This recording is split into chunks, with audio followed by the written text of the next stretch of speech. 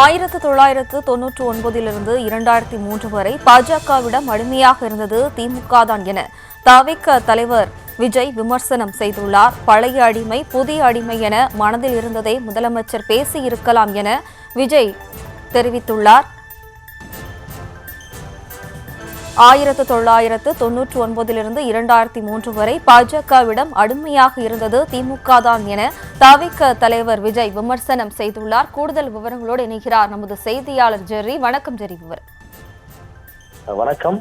தமிழக வெற்றிக் கழக தலைவர் விஜய் அவருடைய தொண்டருக்கு கடித வாயிலாக சில அறிவுறுத்தல்களையும் வழங்கியிருக்கிறார். அதே போல திமுகவுடைய விமர்சனத்திற்கும் திமுகவுடைய அதிகாரப்பூர்வ நாளேட்டையும் விமர்சனம் செய்து ஒரு அறிக்கையை வெளியிட்டிருக்கிறார். அதில் சூழ்ச்சிகளால் நம்மை வீழ்த்த நினைத்தவர்களின் மக்கள் விரோத செயல்பாடுகளால் சொல்லான வேதனைக்கு பிறகு காஞ்சிபுரம், புதுச்சேரி, ஈரோடு என 3 மக்கள் சந்திப்பு நிகழ்வுகளை நாம் கண்டோம்.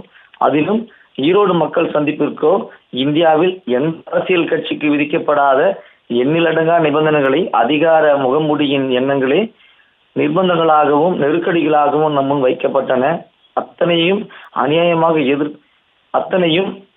அனாயாசமாக எதிர்கொண்டு வெற்றிகரமாக நம் மக்களை சந்தித்து அவர்களுக்காக குரல் கொடுத்து விட்டு வந்தோம்.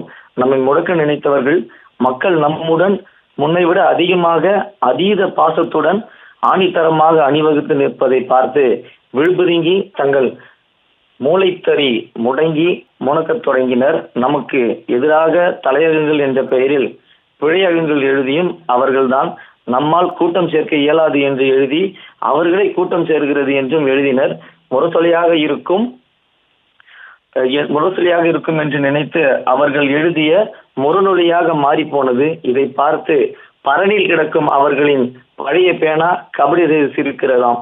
தாங்கள் தெரிந்தே இட்ட கையெழுத்தையே தெரியாமல் விட்டுவிட்டதாக தகுடுதத்தம் செய்ய முரண்களின் முன்னேற்ற கழகத்தினர் நம்மீது அவதூறு பூசலாம் என்ற நப்பாசையில் தங்கள் முகமூடியை தாங்களே கழட்டி விட்டனர்.